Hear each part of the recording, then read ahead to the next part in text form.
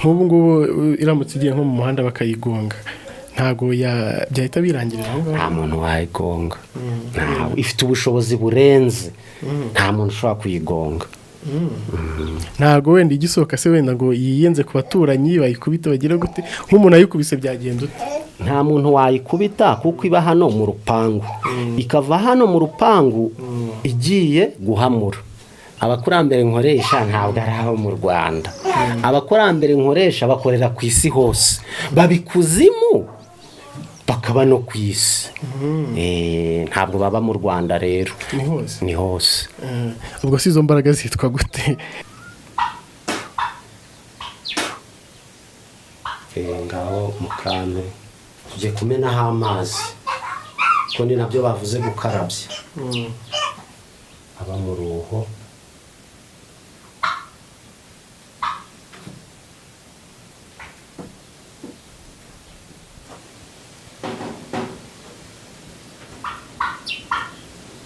urabona ko bitangiye gucumba, ni ubuhoro barava hano mukize. Dore ibyo babarogeyemo, babaroze.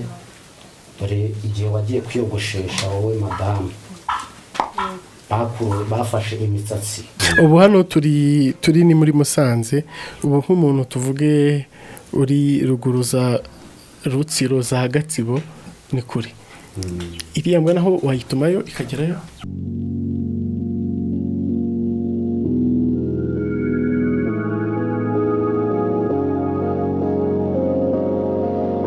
Inshuti za Freemax TV ndabasuje kandi nizere ko mumeze neza aho muri hose. Muri kumwe na Ngabo Jules Jean Pasteur.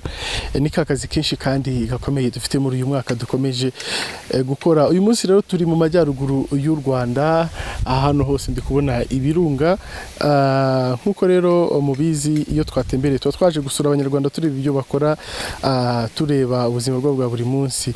Uyu munsi rero hano mu karere ka Musanze mu majyaruguru y'u Rwanda aho tuje kureba umupfumu twumvishe ukorera ahangaha, umuvuzi gakondo uvura yifashishijwe inyamaswa zirimo ngo imbwa. Ubu ngubu rero tugiye kureba ndetse kugira ngo tumenye byinshi kuri ubwo buvuzi gakondo akora. Subundi ibyo akora bikora te, abikoresha iki, niki gituma abasha kubikora, ese ubundi niba bikora niki bibasha gukemura, niki bibasha kugeraho, ese koko birakora koko? Ayo matsiko niyo dufite rero, niyo dushaka kumara uyu munsi ngo tumenye ibyo akora niba ari byo.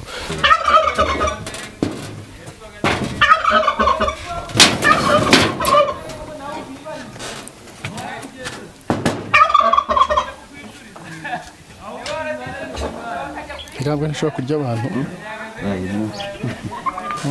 Iyi ni kimwe kubaza bukavu. Yagombye kuba yaramutse mufite ikibazo. Ntabwo uzarya umuntu se buriya. Ikirwa n'ikibazo afite zino zumubwira ibibazo biri mu nkuko mwabibonye rero twasanze imbwa ndetse zatumye tubura uko twinjira, nubwo bari kuza kudufungurira.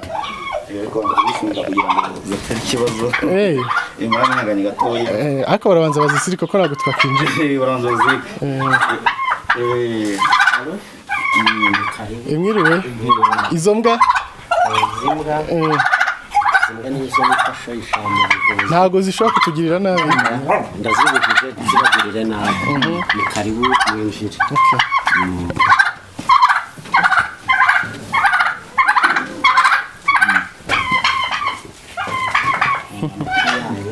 Amakuru ni meza muri aho. Izi mbwa nyabona ntazibujije ntizibare. Iki gisake se cyo ko kibwana nacyo ko nta kibazo ihari nacyo ni umurinzi w'urugo, ariko yifashisha mu buvuzi.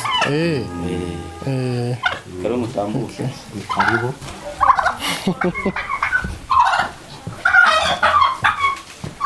Inshuti za Freemax TV nkuko nabibabwiye, twageze mu rugo rwa wa muvuzi gakondo ukora mu buryo benshi dukunda kwita ubw'abapfumu. Twahageze rero hano muri Musanze mu rugo rwe, twahageze niwe turi kumwe muri aka kanya. Tugiye kugaruka tuganira ku bintu bitandukanye, cyane cyane mu buryo akoramo ubu buvuzi gakondo benshi dukunze kujya himaka twibaza uburyo bikorwamo. Mwiriwe neza. mwiriwe ni meza murakomeye turaho twabagendereye murakoze ni karibu hano iwacu nta murakoze kibazo cyane hanyuma dutangira uribwira abadukurikiye turi kumwe nande njye ndi umupfumu bita Hirwa ubana n'imbwa n'inzoka nkaba ndi umuvuzi gakondo nkaba ngira amahembe kavura n'indwara zisanzwe za kinyarwanda uburwayi busanzwe. Hirwa umuvuzi gakondo cyane cyane ari gukora mu buryo benshi dukunze kwita bw'abapfumu. Ibi bintu Hirwa nkurebye ndabona ntabwo uri mukuru cyane, wabitangiye ryari? Ni ukuvuga ngo ibi bintu nabitangiye mbimazemo navutse basogokuru babindaze. Namanza nababwira amateka yanjye. Nitwa Hirwa mwene Bikweno, Bikweno wa Mashavu wa Muzamuzi wa Seruriza, igikukanangwe cya Nyakazana aho ingwe yavuye. Ubundi ngwe kugira ngo ibeho habayeho gufata Nyakazana baramumanika yapfuye. Bamumanitse araturika, urunyo rwavuyemo nirwo bashyize mu nkongoro y'amata. Noneho rwa runyo rurakura ruba ingwe, rwahindutse ingwe ruri mu nkongoro y'amata. Nje ndi umuhoma, Nyakazana ubwo Nyakazana ni iki cyawe? Nyakazana ubwo ni sogokuruza, ariko nge nabirazwe na sogokuru Mashavu. Ubwo hari ryari? Navutse mu 1896. Sogokuru agiye gupfa arabindaga 1986. Icyo gihe wavutse yarapfuye cyangwa wavutse ariho? Ubiragwa wangana gute? Biragwa nari mfite imyaka 4. Ubwo ni muri za 2? Oya, ntabwo ari muri 2 ko naravutse muri 1986. Ubwo ntabwo ni muri za. Hanyuma ubiragwa wari ufite ubwenge, wari ubizi cyangwa? Nari mbizi kuko nari ndi muto, imyaka 4 ntabwo wabuzi ibyo bintu. Ariko icyo bita abakurambere bo baragenda iyo bagiye gupfa bagira uwo wabiraga bazabisigaho ari ku isi, bo bakajya ikuzimu, ariko bakaba baduhagarariye ku isi no mu ijuru, no ku isi no n'ikuzimu. Kuki uvuze ko bajya ikuzimu, kuki batajya mu ijuru? Ntabwo bajya mu ijuru, ahubwo bajya ikuzimu, bakaduhagararira ikuzimu no mu ijuru. Iyo dupfuye ndabasanga, nanjye ubu ninjya gupfa nzabiraga. Hanyuma habagira abo basigarana hano ku isi. Wabwiwe n'iki cyangwa wamenye ryari ko hari ibyo warazwe na sogokuru wawe? Ni ababyeyi babimbwiye. Barambwira ngo iswo yaraterekeraga ari umupfumu, ni wowe yaraze kuko yapfuye uzakurikiza imihango yakoraga. Babikubwiye ungana gute? Urumva nari mfite, bambwiye ko yabindaze mfite imyaka 4, gize imyaka 8, nigaga mu wa 2 primaire. Nibwo bahise babimbwira, kuko urumva ntabwo bagombaga kubimbwira mfite imyaka 4, nari ndi muto cyane ndashobora kubyumva.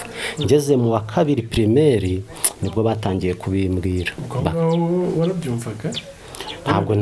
Ntabwo nabyiyumvishaga, ko numvaga ibyo bintu banshyizemo, nabyumvaga nk'uko najyaga mu ishuri bakanyigisha IUOAE. Ariko narakuze numva ko ari umurage sogokuru yansigiye, numva ko nawe ukomeza. Ntago wenda wabanje kugorana ubabwira uti ibi bintu simbishaka, sinumva ibyo ari byo, ubereka ko utabyitayeho? Ntabwo nigeze mbagora, kuko igihe nabaga ngiye kwa sogokuru yari afite ahantu akazu k'ibyatsi yajyaga guha abakurambere. yarangiza akaza natwe akaduha akatubwira akagiye guha abakurambere nkumva uriya mugenzo yakuraga ari mwiza nanjye numva ko kuba yarawundaze nta kibazo. mbega ni ibintu wakuriyemo? Ni ibintu nakuriyemo nta kibazo. uba ubona ari byiza? Numva ari byiza cyane binaranezeza. na papa wawe se cyangwa iwanyu mu rugo naho barabikoraga? Barabikoraga. nk'iyo ngiyo ngo ni uguterekera. Iyi ni uguterekera. Guterekera, hari ibyo bita guterekera no gucuragura. Guterekera barabikoraga nanakuze mbona babikora iwanyu. Noneho imbaraga za nyazo cyangwa se kubikora bya kinyamwuga ukabishyira mu bikorwa bya nyabyo wabitangiye ryari? Nabitangiye muri za 2008 kirangiza amashuri segonderi. Ariko na mbere yaho kubera ari ibintu bari barandaze narabikoraga ariko atari umwuga. 2008 nibwo nabitangiye kirangiza amashuri yisumbuye. Wabikoreraga hagana ku ishuri cyangwa? Iyo mihango ku ishuri urumva nta byashoboka, ntabwo waba uri umunyeshuri ngo werekane yuko uri umuvuzi gakondo cyangwa se ufite uvugana n'abakurambere. Ahubwo nabaga ntashye nkajya kwihizihiza imigenzo y'abasogokuru n'abasogokuruza. Ubwo icyo gihe nabitangiye by'umwuga muri 2008 2009. Hanyuma mu bana bose muvukana cyangwa se no mu muryango mugari wanyu ni wowe wenyine watoranijwe gusigarana ibi ngibi cyangwa wenda harimo n'abandi? Ni njyewe watoranyijwe kuko ninjye sogokuru yabiraze kuko yari afite papa niwe mfura yo kwa sogokuru. Ubwo yaravuze ati rero nawe uri mfura ya papa wawe? Oya njye ndi umwana wa 8. Byakuguyeho? Ntabwo byanguyeho kuko ndabikunda. Iyo mvuga ngo byanguyeho nagombaga kubyanga wenda nkaba narababwiye ntibi bintu munimubeshyiremo, ariko nubwo babindaze ndi umwana ndashobora kubahakanya, ariko nakuze numva ari byiza. Ni n'umuhango nkunda cyane n'umugenzo. Ntago se wenda bamwe muri abo mu muryango mugari wanyu bajya bakugirira ishyari cyangwa byabateye ishyari kwati kucyari uriya watoranijwe? Cyane rwose hari abantu babimbwira bati hirwa kuki ari we batoranyije mu muryango kugira ngo abe umupfumu. Ariko ni njyewe ubwo batoranyije ndabwira nti mwihangane. Bo nta nakabaraga na gake cyagacerigeshwa basigaranye? Barazifite. Nuko bitondera nawe? Barazifite. Kibamba ninde? Ni njye. Hanyuma rero kubura ikibamba, imbaraga zituma avuga kuri kibamba cyangwa se izo warazwe zituma kuko uba umupfumu ukora bino neza ni izihe izo mbaraga? Imbaraga narazwe nukuvuga ngo njyewe mfite imbwa. Izi mbwa mubona hano ni imbwa zimfasha mu buvuzi gakondo cyane bishoboka. Izi mbwa nshobora kuzohereza ahantu zikagenda zigafata umuntu nk'aba bantu bavuga ngo babaroze inyatsi, abantu bavuga ngo babibye, abantu bavuga ngo babuze urushako. Izi mbwa ndazifashisha ku buryo zijya no kunzanira umuti wo guhamurira bari abantu bafite buriya burwayi. Kandi ikindi ubushobozi noneho burenze kwizimbwa ntunze hano. Izi mbwa ubushobora kumpamagara ukambwira ko ufite ikibazo, urarwaye cyangwa urarwajije. Wenda nkaba mfite kuko urumva bafite abantu benshi bo kuvura. Nk'urugero murabona n'aba bantu mwasanze hano ni abantu bari kwivuza. Ugasanga ndashobora guhita njya ahantu arwariye, nshobora guhita mbwira wa muntu hari ibyo mubwira akora, narangiza izi mbwa zikamfasha mu buvuzi bwihuse buri direct. Ziramfasha nge nkazajya ariko hari uko akabazo ke kakemutseho gatoya kazajya njya kubirangiza. Zigufasha gute? Zikora iki muri icyo gihe? Izi mbwa rero ikintu zikora muri icyo gihe, nshobora mfite inzoka ndayohereza ikagenda ikajya kwa wa muntu, habwira inti rero kuko njyewe mfite ibintu ndimo mfite abantu ndi kuvura aba bantu wewe ufata ubabaye uti akabinsobanurira narangiza ngafata ya nzoka nkayohereza ikagiwe habwira inti fata kuko njyewe mba nahamagaye abakurambere bakambwira ati ikibazo gihari ni iki ngiki nkayohereza avuga inti fata iki kintu iki niki wenda ushobora gufata ubutaka bwo mu rugo iwe bwa butaka inzoka ikabonzanira izinuza izi imbwa zanjye akaba arizo zikora consultation mu gihe nkuze ndi kuvura abandi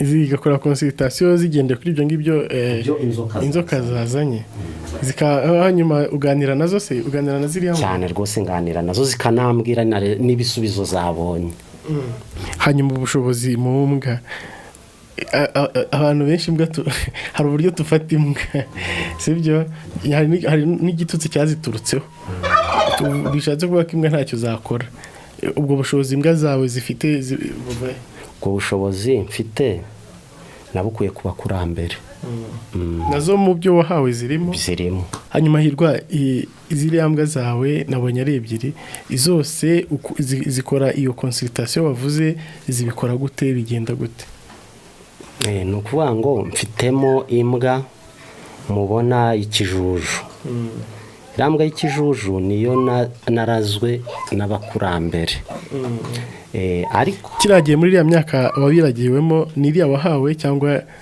ni iriya nahawe y'ikijuju imaze iyo myaka yose imaze iyo myaka yose usibye ko yabyaye rimwe ibyara iriya muri kubona ingenzi yayo byari biri kumwe ubwo imbwa se birashoboka ko yamara iyo myaka yose kuva igihe watubwiriye waragiwe izo mbaraga ufite kugeza uyu munsi ikaba ikiriho ntirasaza ntirarwara ni ukuvuga ngo iriya mbwa namwe murabyumva niyo narazwe iriya mbwa iriyuburura niyo ishaje irongera igasubira buto hari uburyo ubibona ukabona ko yashaje ukabona ko imyaka yayijyanye nyuma ukongera ukabona yasubiye mu bujeni cyane rwose pe nkavuga inti iyi mbwa irashaje ariko ntajya kubona nanjye ntabwo n'abakurambere babikora nkajya kubona nkabona yongeye yabaye ntoya iyo iri kwiburura se cyangwa igihe cyayo cyo kwiburura wari wayibona bigenda ute binyura mu zihe nzira ntabwo ndabibona kenshi ndabyuka mu gitondo ngasanga iyo mbwa yahindutse yabaye ntoya arega hari ikintu wenda buriya amazina yanjye ni Hirwa buriya kuba nitwa Hirwa kugira ngo bananyite Hirwa nuko ari njye watoranyijwe mu bantu 8 mu bantu 8 mvukana nabo nkaba mfite ba data bacu na bene data ariko sogokuru avuga ko ari njyewe azaraga umugenzo we ni ukuvuga ngo rero ni nayo mpamvu banyise Hirwa hanyuma iriya mbwa abakurambere ni izihe mbaraga bayishyizemo zituma imara igihe kingana gutyo itarasaza cyangwa se ngo ipfe iby'abakurambere ntabwo bambwiye yuko iyo mbwa ari ni umurage bampaye uzajya umfasha kugira ngo mfashe abanyarwanda abanyamahanga muri rusange mbavura ariko ntabwo bageze bambwira yuko iriya mbwa izahoraho nanjye ninjya gupfa nzabiraga uwo nzabona ari ngombwa ariko w'umuryango wanjye nk'ubu ngubu iramutse igiye nko mu muhanda bakayigonga ntabwo byahita birangirira aho ngaho nta muntu wayigonga ifite ubushobozi burenze nta muntu ushobora kuyigonga ntabwo wenda igisohoka se wenda ngo yiyenze ku baturanyi bayikubita bagire gute nk'umuntu ayikubise byagenda ute nta muntu wayikubita kuko iba hano mu rupangu ikava hano mu rupangu igiye guhamura ntabwo rero igiye guhamura ntabwo yiyenza ku buryo bayikubita nta mahane zitera mu bantu usibye umuntu ushobora kuba yayendereza ariko nanone ishobora kwihangana ikaza ikabimbwira kuko igiye guhamura abantu bakayifata bakayendereza ikagira amahane wa muntu wari urwaye ntabwo twaba tukimuvuye ahubwo irabihorera ikajya guhamura ikaza ikambwira uko byagiye ibyo yahuriye nabyo mu nzira tukavura umuntu. hari ubwo igiza cyangwa hari igihe yigeze zikubwira ati bari banyishe noneho? ni ukuvuga ngo na hano ntuye abantu iriya mbwa bayibazaho cyane kuko hari n'abantu benshi baba bashaka kugira ngo bayimenye bayibona igenda bakayibazaho cyane bakumva ko bajya no kuyendereza kugira ngo barebe kuko ibyo ikora niba ari byo ariko ikabihorera ikagenda bakaba bashobora no kuyitera amabuye ariko ikigendera. ubu hano turi ni muri Musanze.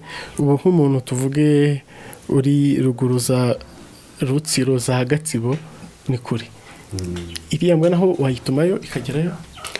ni ukuvuga ngo hano Rutsiro uvuze ni hafi umuntu njyewe ni ukuvuga ngo nagiye nkorera no hanze y'igihugu.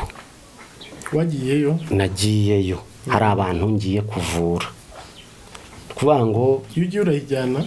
iyo ngiye hari igihe ntwara imwe ukayijyana hanze y'u Rwanda? hanze y'u Rwanda cyangwa se nkayisiga yo kuko mba ngiye kureba wa muntu aho yambwiye musanga ndayisiga ubundi nzifashisha mbese mu magambo make nzifashisha kugira ngo zijye aho ntagiye. iyo ugiye kureba abantu bakure urigendera ukajya kubareba ukabavura muri kumwe? ni ukuvuga ngo mbere narabikoraga ariko biba ngombwa ko njya Nigeria nagiye za Congo Tanzania urabizi abaganga bugiye uri umuganga ugenda umenyana n'abandi naragiye ngeze Nigeria mpakura imbaraga zidasanzwe nibwo aho najyaga kuvura cyane nko mu bihugu byo hanze byabaye ngombwa ko bampa imbaraga zidasanzwe ku buryo ngewe ntabwo ari ngombwa kugira ngo njyeyo iyo umpaye ifoto yawe ukampa ijwi ryawe imbaraga z'imbwa zanjye zikora akazi kazo. ku buryo umuntu ashobora kugira ikibazo ahari akakubwira uranga ukamuvura bigakunda cyane rwose mpfa kuvugana nawe kuri telefoni akampa ifoto cyangwa se ijwi ibyo ngibyo namuvura ntavuye hano.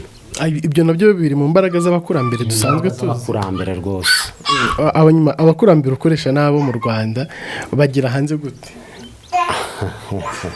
abakurambere nkoresha ntabwo ari abo mu Rwanda abakurambere nkoresha bakorera ku isi hose babikuzimu bakaba no ku isi ntabwo baba mu Rwanda rero ni hose. ubwo si izo mbaraga zitwa gute zikora ibyo bintu byose? ni imbaraga z'abakurambere. nta ndwara se wenda zijya zinanirana bikanga? ntazo. ni ukuvuga ngo n'aba ngaba baba baje hano baje kwivuza baba baje kwivuza kuko baba bazi ko nshoboye kuvura bazi ko bidashoboka ntabwo baza hano. hanyuma indwara uvura cyangwa se izo ubasha gukoraho biturutse kuri izo mbaraga ufite ni nk'izihe? ni ukuvuga ngo hariho amarozi abantu inyatsi abantu baba bafite uburwayi butandukanye yaranyuze nko mu nzira bakamuroga ibintu aba bantu babuze urubyaro bamwe bajya baba baryamye yabaryamye ukumva ngo hari ibintu ngo ndi kubona ndashikagurika ngo hari ibintu binyurira ngo ntakanguka nkabibura abo ndabavura n'izindi ndwara nyinshi mbese mvura indwara izo ngizo wenda ni mu ncamake ariko n'izindi zirahari pe kandi ndavura. hanyuma ndumva afite n'amatsiko yo kureba ukuntu uvura byaza gushoboka? byashoboka nta kibazo nabereka ko mvura nta kibazo. hano hari abantu bari baje kwivuza